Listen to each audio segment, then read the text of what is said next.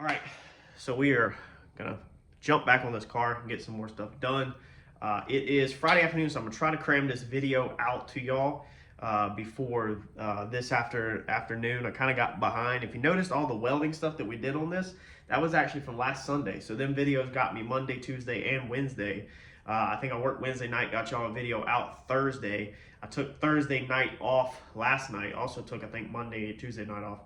So we've been a little slacking on the car, but after all of the headache of the exhaust kit at the beginning or last Sunday, I kind of was like, I want to chill from it. I want to get through the fabrication, I want to get through the welding part, and I want to get to the fun stuff. So got a couple things in the works that we might be doing really big. So I had one comment that somebody said I might be burnt out.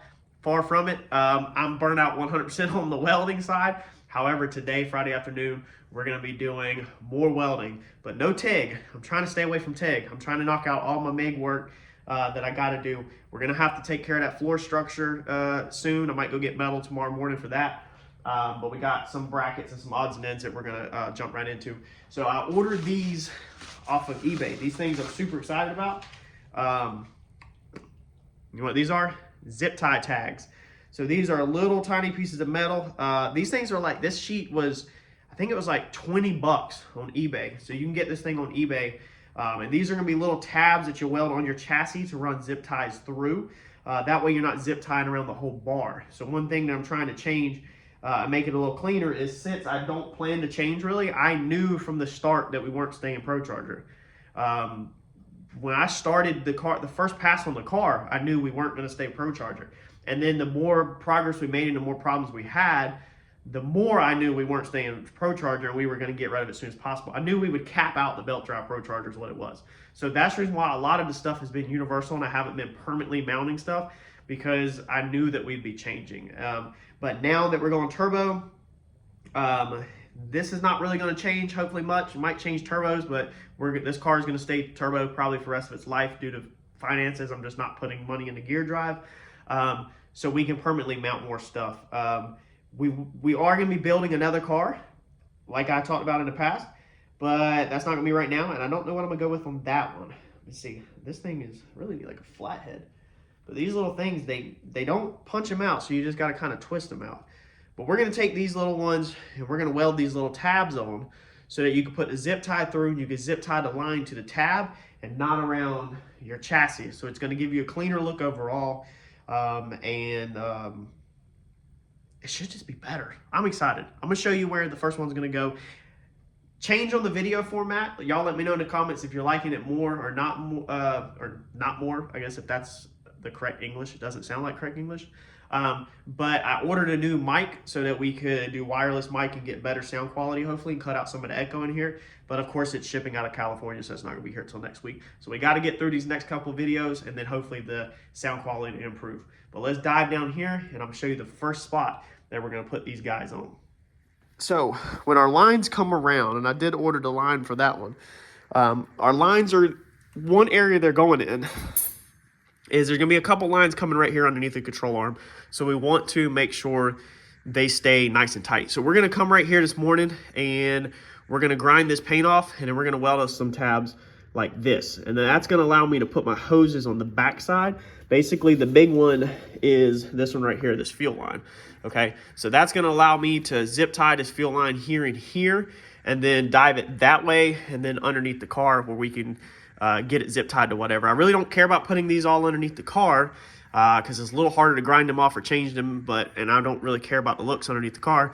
But all up here, we're going to try to actually put some, tabs where we need them so it's a cleaner appearance. So let's go ahead and get two broke off. Let's get this weld cleaned up right here so there's no paint in it. Let's get two broke off and then we'll weld them on right there. We're waiting for our gussets. We did order gussets to go in here. We're going to gusset this, but I ordered something pretty cool and pretty trick I'm kind of excited about. So we got to get that in. And then our fuel pressure regulator, we're going to be moving it. Maybe order some new lines, because John did say to put 2 blow-off valves on here. He said to not run one that already have, you know, 2, and so he said that he highly advises to run 2. So I'm gonna go with what John says, since John tunes the car and TKM tunes the car, and they're the ones who are helping me at the track. They're the ones I need to listen to. So we're gonna put one blow-off valve over here, one blow-off valve over here, and then our air temp sensor straight into the bottom. So let's get at it first, though. Let's bust this MIG welder out, my favorite friend, and let's get some of these tags on.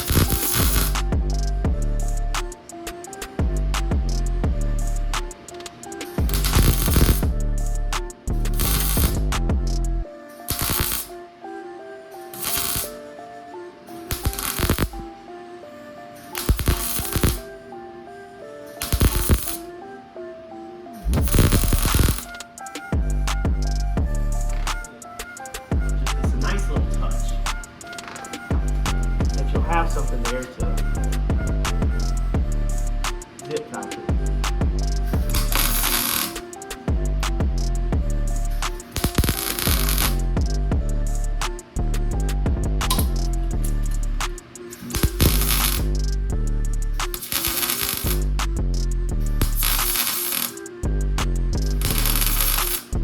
A lot of paint and scrap right there that just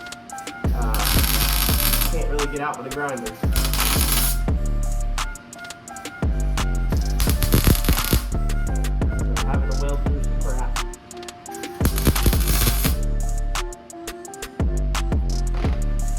That's nice. That is a nice touch.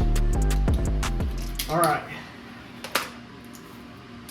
Let that cool, and then we will get this line up right there. Let's get these guys broke off. Hopefully my tack welds are weak. Nothing that sucks more than when you put a good tack weld on. And it's hard to break off. Oh, these, man, I forgot. We gotta go cut these too before we get started. If you remember, the previous video, we cut some off of these.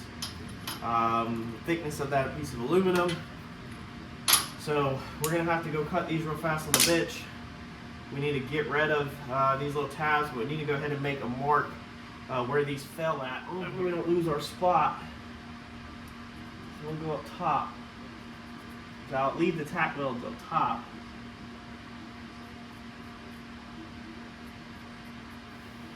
Alright, and that one, pretty much the tack come right off. We gotta clean them two up, and then we'll set it down off of these points right here.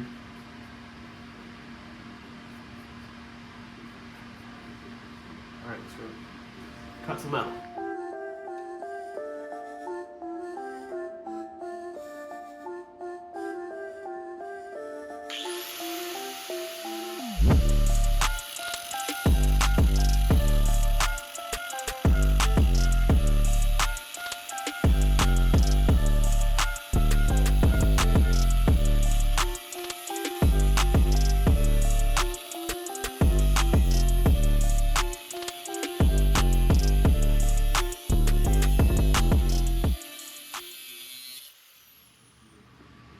Alright, so I know my rear tab is going to be down approximately 1 3/8 inches.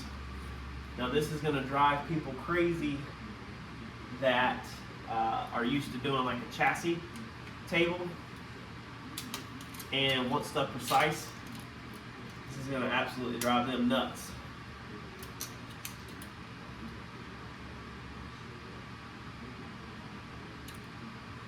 So it should be approximately right there. My whole suspension is built off of approximately, and it will be just fine. Alright, so put this on here, and that should put us down almost all the way to the bottom. Matter of fact, we're gonna be on top of the welds. All right, so it should be approximately something like that. Do you like all the words? Do you like building off of approximate? You probably don't. Most people probably don't. So we're gonna take this, zero this out. We're looking for our 4 degrees. It's gonna be 6.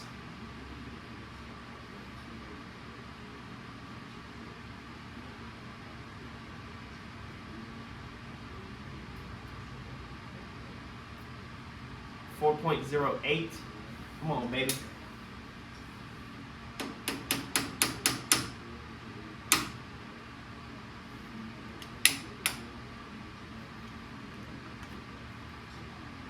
.02, that is good enough. How I'm lining up my front to back, if anybody is wondering, is I've already had these control arms set many times. So like I said, I can see my tack welds where they were. So I'm within a 1/16 of exactly front to back. It's not a big deal because your ball joint center, when we do alignment, we'll either crank this rod out or crank this rod out or in, vice versa, to move the ball joint centered. So if you're off a 1/16 forward and backwards on a garage built car like this, dude, it's not gonna be that big of a deal. I was so obsessed when I first started building this stuff, like overthinking it and treating this like it's some tube chassis car that's running 390s, a radial car. Like it's just not, man. Like you could spend all that time setting it perfect front to back, then go do your alignment, and you're gonna move your ball joint front to back. So just try to do this as precise as you possibly can. Like try to be precise. Try to do the best job you can always do, but don't stress yourself out too much. So I'm literally like on my front, dead in where I was. We're gonna burn that in. Heat up on the welder just a little bit. Put some tacks.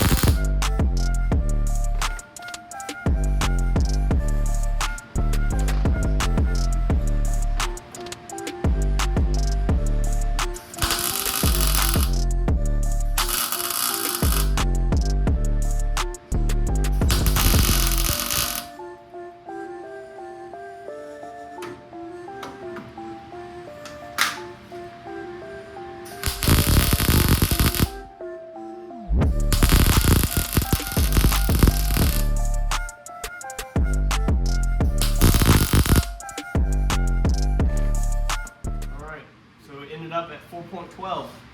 We're shooting for 4.0. It's good enough. Tacks on the bottom.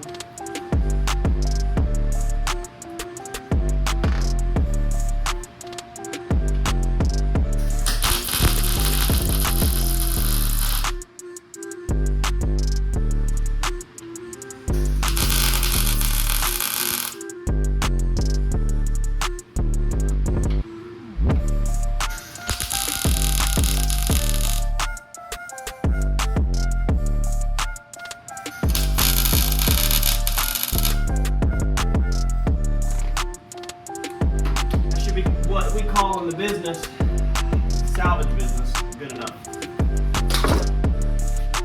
414, 4.14, it's close enough to 4 degrees for me. All right, so there's how your zip tie tabs turn out. I mean, it makes it so much nicer. Once this one runs up underneath there, that's how it'll go. I went ahead and zip tied this. This all has to be cut back off, obviously, to paint this. But I'm just going to keep the tacks on these because we've already changed them. Well, we've changed that side 3 times. So this is only the second time on this one. So until we have the suspension fully working, we won't mess with this. So I'm not going to finalize this because this is all got to be painted. So we'll just put these on that have to be cut back off. I think I'm going to go ahead and add 2 right here. So we'll probably go ahead and add 1 right there, I guess, and 1 right there. Or I could just zip tie that one to the frame rail. I don't know. It'd be nice to keep the tabs there.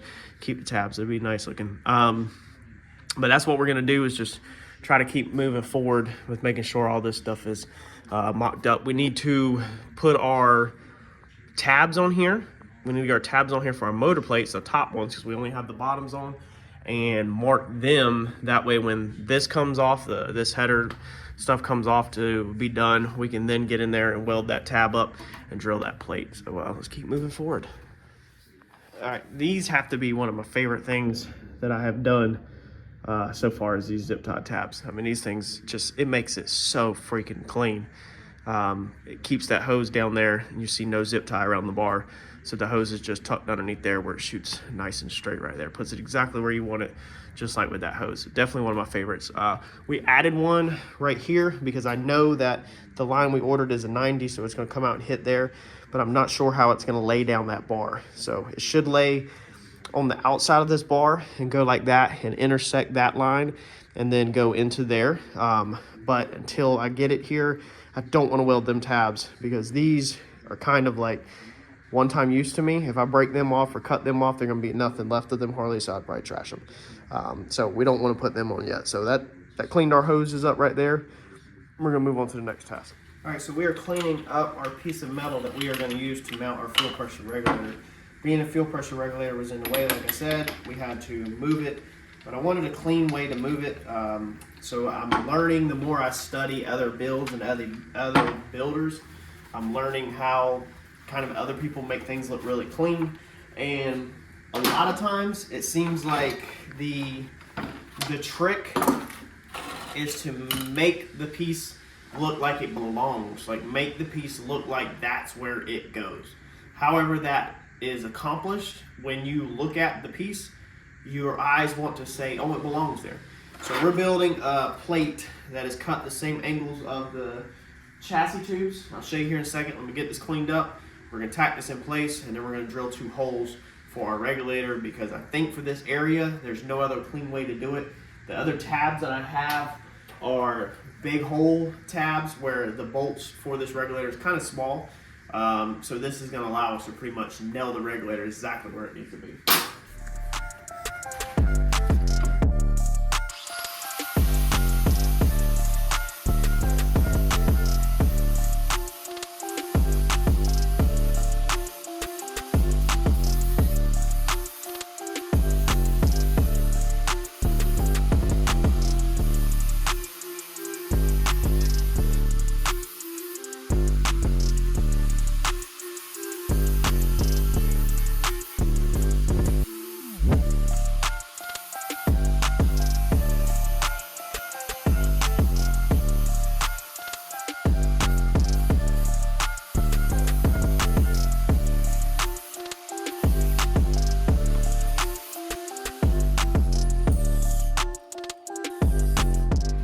Now, before I even figured out where this piece is going to go right here, I went ahead and put my level on here, and I marked it to where it's level. So I have 2 reference points to make sure that this plate is sitting level like this and not all jacked up. Then we'll hold our regulator up there, we'll make it look right, we'll mark and drill the holes on the car, so we make sure we get everything right.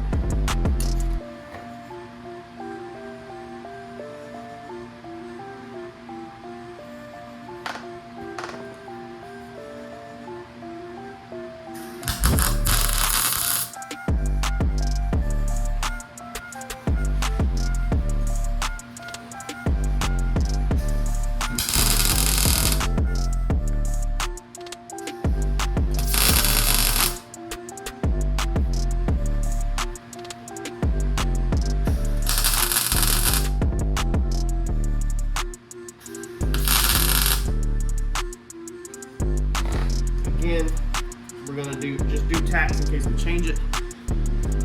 That's where it's gonna go. Now all we need to do is take our regulator, hold it up here, and kind of mark where it's supposed to be. Now I was reusing this line, so I don't have to buy 2. I'm gonna have to buy 1 more.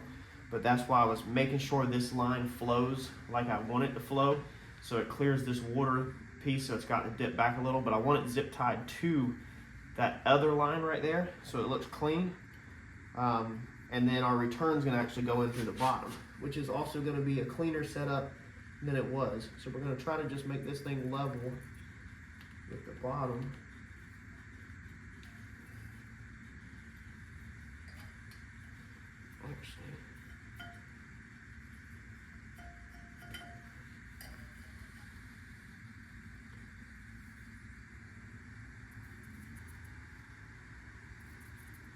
All right, so there's our 2 points. We'll bolt that in, and then we're gonna bend that bracket and stand the regulator up. We're gonna bend this bracket, but we'll do that with it all bolted in. It'll be easy just to stand it up straight. That should shoot our return line that's on the bottom. We'll take this fitting off.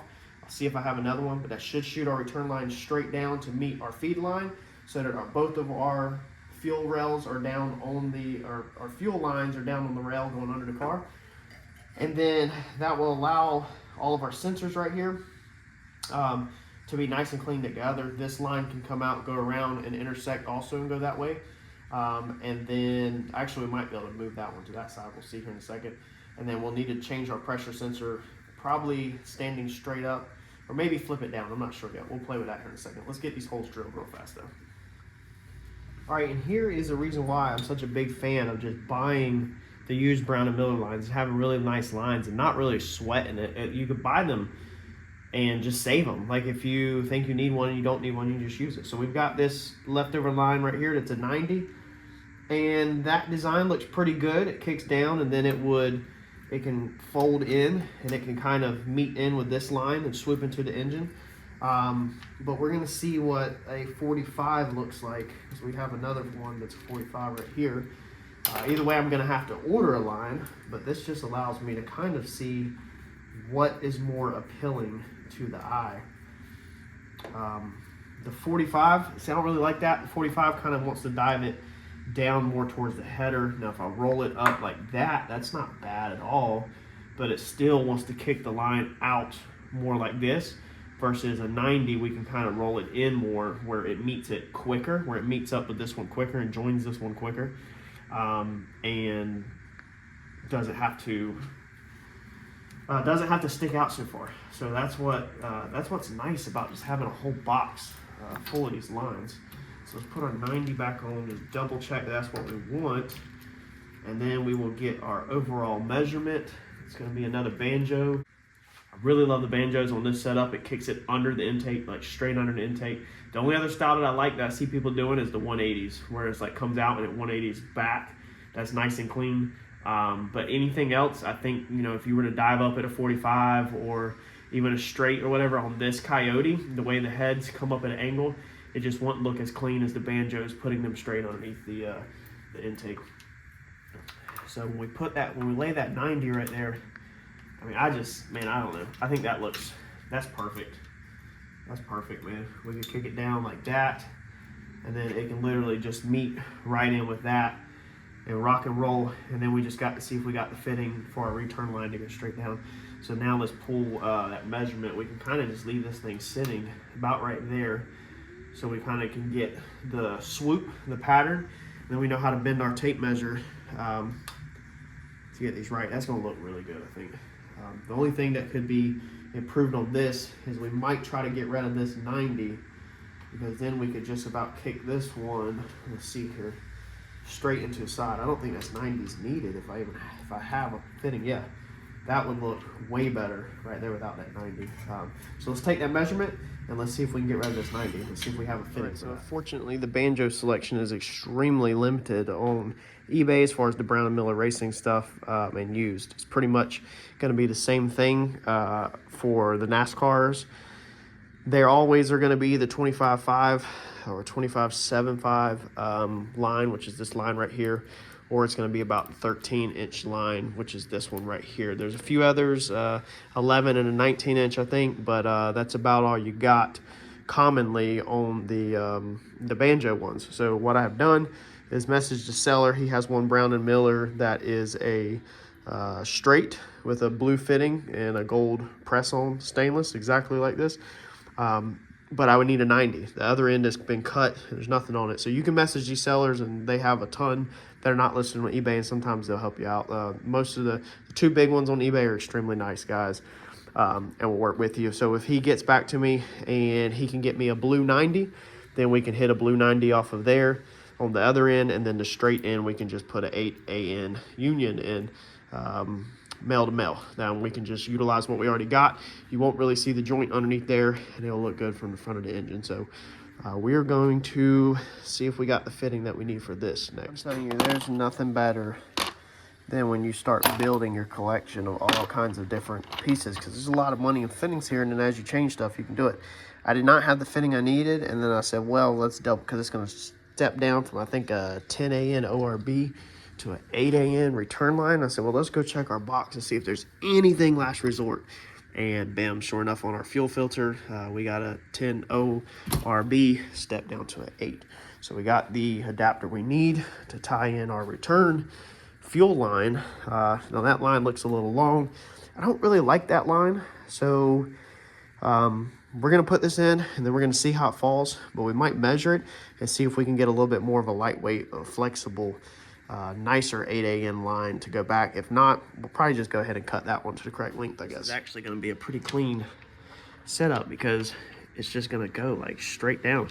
So our return line is literally just gonna shoot straight down, so it's gonna look appealing to the eyes. It's not going to be tacky. And like I said, I like my stuff not tucked underneath there. They have a Coyote bracket for this engine to tuck your fuel pressure regulator underneath there, but I like it not tucked because if you have a leak, it's a pain in the butt to tighten. And I also already had my 8 AN union male to male, so all I got to do now is find the correct line to connect them two together, and then we'll be good to go. All right, so that's how we want it to look. Come straight up out of the regulator like that, and then dive straight down. Basically, we could put a sleeve over this if we wanted to. I actually have one that I took off of another line, and then it will route on the back side of this. It will catch also these zip tie pieces, and then these lines will go together underneath the car nice and clean like that. The control arm comes right here, so it's out of the way of the control arm. The only problem is now we have a little bit of slack hanging under the car, so we got to see if we can loop that somewhere kind of out the way, because I really don't like cutting these steel braided lines and redoing them at all. And then if you change positions and you need the length, you can't add it back. You can always take it away, but you can't add it back. So if you can, instead of going straight to the back of the car, if you can come and kick it out and around like this and go to the back of the car and not have to cut it, that's the route I always take. All right, so we got all of our lines hooked up underneath. Don't feel like laying underneath the car to show you right now, but you gotta trust me. I got it figured out. We need to hook our fire lines back up. So we're literally just going down the checklist now of just kind of small stuff, trying to get the small stuff knocked out. This was the lines that basically ran over there, and then we also need to go ahead and do these panels. So we need to make these panels at least tonight. This was the old bracket. I literally just took an aluminum bracket, a 90 bracket, drilled a hole in it, and that was the fire squirters. We want them to point at the motor. Like I said in a previous video, we lifted the engine, so this one's no longer going to work. I think we're going to just delete this one and get rid of it and just have one in each corner. So one on this side, one on this side. I think John and Randy also only run one in each corner. I may run a fire line down here. Y'all let me know your opinion. Of course, a million of them would be best, but if maybe we should have one on the front right here, maybe we should weld a tab in the center and have one that points at the front of the engine. I think that, and up just a little bit. I think that might be a decent idea because that should coat like the headers and everything. But I'm not sure. Might go ahead and do it. We'll see. But what we're going to do these so it's nice and clean, because I want a nice clean way. I don't want like something welded to the tab or something like that. But I think what we're going to do is we're just going to add them over here with some little pieces of aluminum we're about to make, and then that way we can just bolt them through our piece right here and not have to disturb our paint right now. And then they'll just squirt literally just right at the coil packs and the top of the valve covers. Anytime area. I can make something like this bolt on, where it's easily changeable, I guess you can say, or modifiable, I'm going to go for it. I'm going to just use my old pieces to find center. Since I already have them, and just drill the holes, and they turn out pretty good. Turn out just like a nice little piece like that. We'll paint it. Like I said, we'll through bolt it onto the car so that it's looks nice and clean and simple.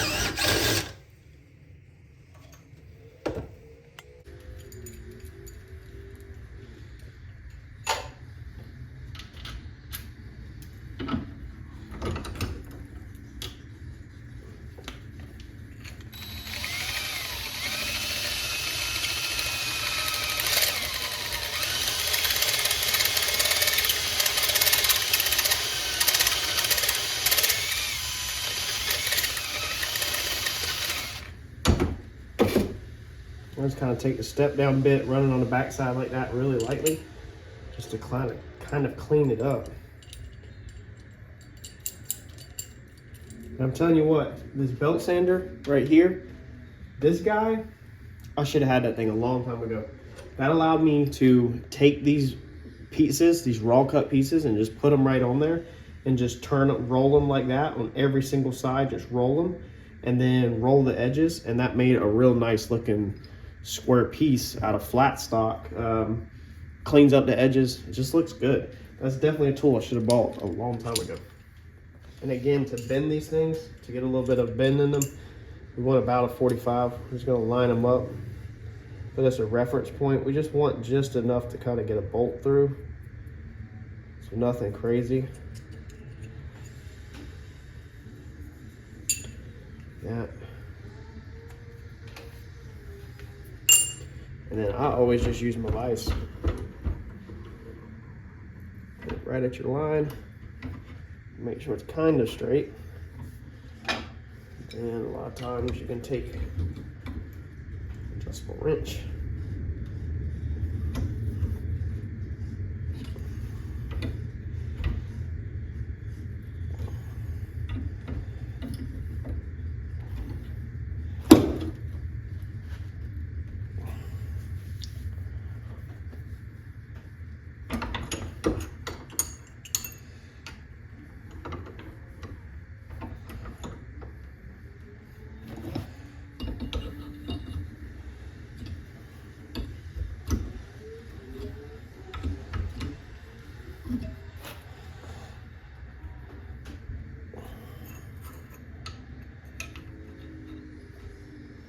There we go. Easy enough. Now to put these nozzles at the angle we want them at, we want them a little bit towards the motor, the valve cover. So we're just gonna take it like that, bend it just a little bit to kind of put a funky twist in the bracket. That's something that we wouldn't have been able to really do on the bench. And then when you look at it, that's gonna point pretty much right at the whole back area right here of the fuel rails, the motor, and everything. Straight across. I can go up a little and tighten that back down. That's pretty much how we want it right there. It's kind of blasting right at the top. Everything. We don't really want it to waste its pattern up on the bottom of the hood. I kind of want that circle pattern or that fan pattern to be right there at the side of the engine. So that's why I just roll it just a little bit to make sure that it goes where I want it. And I haven't put the nozzle on this one yet. We're gonna go ahead and roll that one just a little bit like that, and we'll go ahead and get the nozzle put in that one.